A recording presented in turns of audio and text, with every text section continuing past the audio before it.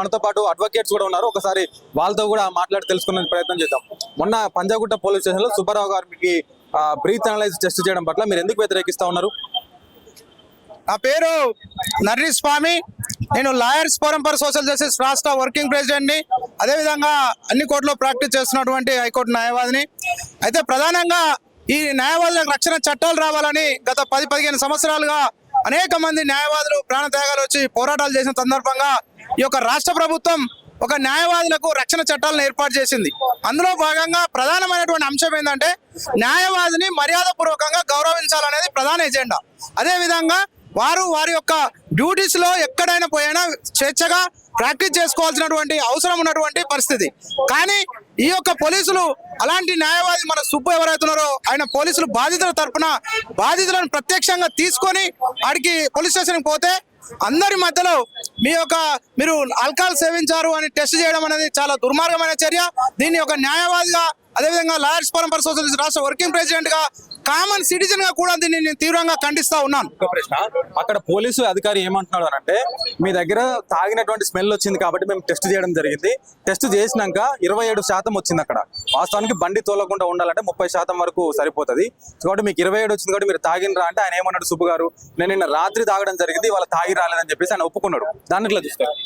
అయితే ఆయన ఇప్పుడు కూడా మాట్లాడాడు, మా అందరి ముందులో ఆయన నేను తాగలేదు అంటున్నాడు. అయినప్పటికీ కూడా పోలీసు వాళ్ళు మీరు తాగినరా అని అడగడం అనేది చట్టవిరుద్ధం. ఎందుకంటే అది మధ్యాహ్నం పొద్దుగాల 11 గంటలకు పోయారు వీళ్ళు.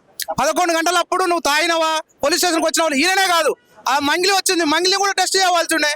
లేకపోతే ఇంకో వాళ్ళు వచ్చినారు, బాధితులు వచ్చినారు, అందరూ టెస్ట్ చేయవలసి ఉండే. లేకపోతే రేపు ఇంకో ఆయన ఎమ్మెల్యే మనిషో, ఎంపీ మనిషో, లేకపోతే ఇంకొక రాజకీయ నాయకుడు ఎవరైనా పోతారు, వాళ్ళని కూడా టెస్ట్ చేయాలి. నువ్వు టెస్ట్ చేయడం తప్ప, నువ్వు టెస్ట్ చేసి అందరూ చేయాలి.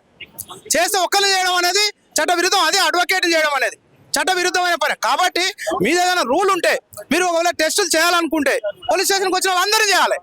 ముందు మీ యొక్క ఎంప్లాయీస్ ఎవరైతే ఉన్నారో రోజు డ్యూటీకి రాగానే వాళ్ళని చేయండి, ముందు వాళ్ళని చేయండి. లేకపోతే మీరు ఫస్ట్ ఎవరైనా చెప్పాలంటే మీరు కరెక్ట్ ఉండండి, అవతల వాళ్ళకి చెప్పండి.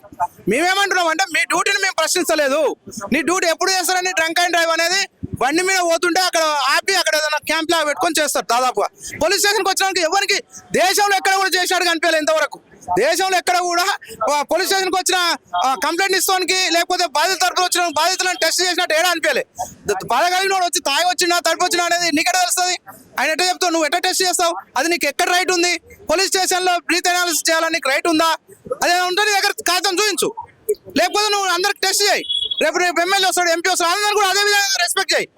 కామన్ సిటిజన్ అందరికీ కూడా పోలీస్ స్టేషన్ అనేది మీకు జీతాలు ఇచ్చి మేము పన్నులు కట్టి ఒక పౌరునిగా భారతదేశంలో పుట్టినటువంటి వ్యక్తిగా రాజ్యాంగబద్ధంగా నువ్వు పదవి చేస్తున్నావు. మేము ఇస్తే పన్నులు కడితే పైసలు ఇస్తే మా యొక్క పన్నుల రూపంలో వచ్చినటువంటి దాని మీద నువ్వు జీతం తీసుకుంటావు మాకు సేవకునికి.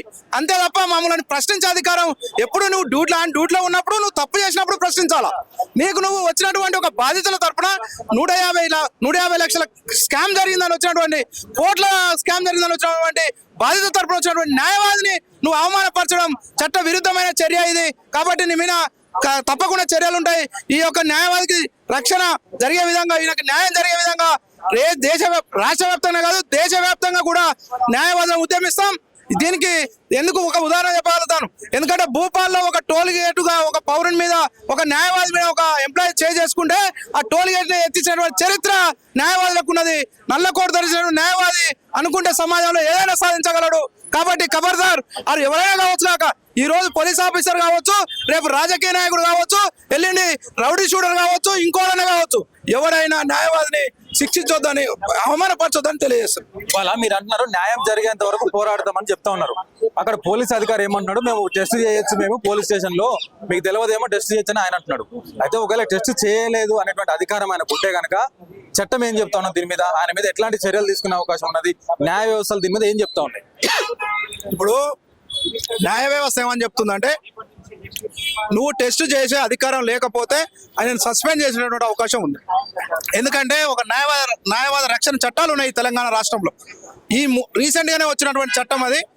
అందుకనే ఆ చట్టం ప్రకారం అదేవిధంగా న్యాయ వ్యవస్థని అవమానపరిచినట్టు ఆయన. కాబట్టి దాదాపుగా ఆయన మీద చర్యలు తీసుకోవాలి. ఆయన వ్యక్తి ఎవరైనా కావచ్చు కాక మాకు సంబంధం లేదు. ఈ యొక్క న్యాయవాది అంటే లింగము పురుష భేద లేకుండా పనిచేసేటువంటి వాడే న్యాయవాది, అందరికి సమానమే. కాబట్టి ఈ న్యాయవాదికి ఎక్కడ ఏం జరిగినా కానీ మేము స్పందించడానికి ముందుంటాం. 100% పోలీస్ స్టేషన్ లో జరిగిన అవమానానికి ప్రతి ఒక్కరం కూడా సుబ్బు అనేటువంటి న్యాయవాదికి సంఘీభావం తెలియజేస్తా ఉన్నాం. ఆయనకు జరిగినటువంటి అవమానం ఇంకో న్యాయవాదికి ఎప్పుడు కూడా చరిత్రలో ఇక్కడ తెలంగాణలో కాదు దేశంలో ఎక్కడ కూడా జరగవద్దు. ఎందుకంటే ఆయన సొంత పని మీద రాలే. ఇక్కడ ఆలోచించవలసిన కామన్ సిటిజన్ కూడా ఆలోచించవలసిన విషయం ఏంటంటే ఆయన సొంత పని మీద పోతే లేకపోతే ఆయన ఏదైనా పోతే అనుకోవచ్చు. ఆయన దగ్గరికి 100 మంది బాధితులు వస్తే బాధితుల తరపున ప్రశ్నించడానికి పోయిండు, కంప్లైంట్ చేయడానికి పోయిండు. అది ఎందుకు వచ్చిండు? మీరు కనుక బాధితులందరూ వచ్చినప్పుడు మీరు పిటిషన్ తీసుకుంటలేరు కాబట్టి ఒక న్యాయవాదికి వచ్చిండు, తప్పే ఉందండి. కాబట్టి ఆయన చేసింది కరెక్టే. పోలీసు వాళ్ళు చేసిందే, పోలీసు వాళ్ళు కావచ్చు, ఇంకోడైనా కావచ్చు, వాడు ఎవరైనా బెదిరించడం కూడా కావచ్చు, అందరికి కబర్దారని చెప్తున్నాం. ఎందుకంటే న్యాయవాదిగా ఒక న్యాయవాదిని బెదిరించాలని చూసినా, ఒక న్యాయవాదిని అవమానపరచాలని చూసినా ఏ తీవ్రమైన పరిణామాలు ఉంటాయి. రాబోయే రోజుల్లో రక్షణ చట్టాలు ఉన్నాయి. ఇంకా రక్షణ చట్టాల్లో మీకు తెలియని విషయం ఏంటంటే పోలీసు వాళ్ళు ఒక న్యాయవాది వచ్చి మేము కేసు చేస్తున్నాం, మాకు చాలా ఇబ్బంది ఉందంటే వాళ్ళు ప్రొటెక్షన్ ఇవ్వాలండి. గన్మేన్లను పంపించినటువంటి అంశం ఉంది అందులో. కాబట్టి మీరు ఆ అంశాన్ని తీసుకోకుండా ఆయన అవమానించే విధంగా బ్రీత్ అనాలిసిస్ చేసినమైంది, ఖబర్దార్ అని తెలియజేస్తున్నాం. చూసినాం కదా, ఇవాళ అడ్వకేట్లు అందరూ కూడా మండి పడతా ఉన్నారు, ఎగిసి పడతా ఉన్నారు పోలీస్ డిపార్ట్మెంట్ మీద. అదే విధంగా ఎవరైతే ఆ చర్యకు పాల్పడ్డారో వాళ్ళ అడ్వకేట్ సుబ్బు ఏమి తన వ్యక్తిగత కారణాల కోసం పోలీస్ స్టేషన్కి రాలేదే, బాధితుల పక్షాన పోరాడడానికి బాధితుల పక్షాన పోలీస్ స్టేషన్కి వచ్చిండు. ఒకవేళ పోలీసులకే గనక అట్లా టెస్ట్ చేసేటువంటి అధికారం ఉంటే అదే పోలీసులని సస్పెండ్ చేసేటువంటి అధికారం కూడా న్యాయ వ్యవస్థకు ఉన్నదని చెప్పేసి వాళ్ళు చెప్తానే ఉన్నారు. వాళ్ళు కోరుకునేది ఒకటి, తక్షణమే ఆ పోలీస్ అధికారిని సస్పెండ్ చేయవలసిందే, న్యాయవాద రక్షణ చట్టాలని తక్షణమే అమలు చేయవలసిందే. దేశవ్యాప్తంగా ముఖ్యంగా తెలంగాణ రాష్ట్రంలో ఇంకా ఏ న్యాయవాదికి కూడా ఇట్లాంటి అవమానం జరగకుండా చూడాల్సిందని చెప్పేసి కూడా ఇవాళ న్యాయవాదులందరూ కూడా ఒక్కతాటి మీదకి వచ్చి మాట్లాడుతూ ఉన్నటువంటి పరిస్థితి. సో రేపు మళ్ళీ ఈ కేసు బెంచ్ మీదకి రాబోతా ఉన్నది. ఏం జరగబోతుంది అంటే మంగ్లీ వర్సెస్ అడ్వకేట్ సుబ్బారావు మధ్యలో పోలీస్ అధికారి, వీళ్ళిద్దరి మధ్యలో పోలీస్ అధికారి ఎంటర్ అయ్యిందని చెప్పి చెప్పుకోవచ్చు. వీళ్ళు ఏమంటున్నారు, ఆ రోజు అత్యుత్సాహం ప్రదర్శించకుండా ఉంటే బాధితుల తరపున అప్లికేషన్లు తీసుకొని ఉంటే అడ్వకేట్ పోలీస్ స్టేషన్ వరకు రాకపోతుండే కదా. సో కాబట్టి దీంట్లో పోలీసులు అత్యుత్సాహాన్ని ప్రదర్శించారు, అడ్వకేట్ల విధులకు ఆటంకాన్ని కలిగించారని చెప్పేసి వాళ్ళందరూ కూడా తీవ్రంగా విమర్శిస్తా ఉన్న పరిస్థితి. ఈవెన్ సుబ్బారావు గారు కూడా అదే చెప్తున్నారు, అడ్వకేట్ సుబ్బారావు కూడా అదే చెప్తా ఉన్నటువంటి పరిస్థితి. మంగ్లీకైనా ఓపెన్ సవాల్ విసురుతా ఉన్నాడు, నీ దగ్గర ఏమైనా ఆధారాలు ఉంటే నా దగ్గర ప్రతిది కూడా ఆధారాలు ఉన్నవి. ఇప్పుడు మనతో బాధితుడు మాట్లాడినట్టుగా ఆయన దగ్గర ట్రాన్సాక్షన్స్ ఉన్నవి, మంగ్లీ ఆయన బెదిరించినటువంటి విజువల్స్ ఉన్నవి, ఆయనతో చాటింగ్ చేసినటువంటి చాటింగ్ ఉన్నది, ఆయనకు ఫోన్ చేసినటువంటి ఫోన్ కాల్స్ లిస్ట్ ఉన్నది ఆయన దగ్గర. ప్రతి ఒక్కటి అడ్వకేట్ సుబ్బారావు నిజాలతో సహా అంటే ప్రూఫ్ తో సహా బయటికి పెడతా ఉన్నాడు.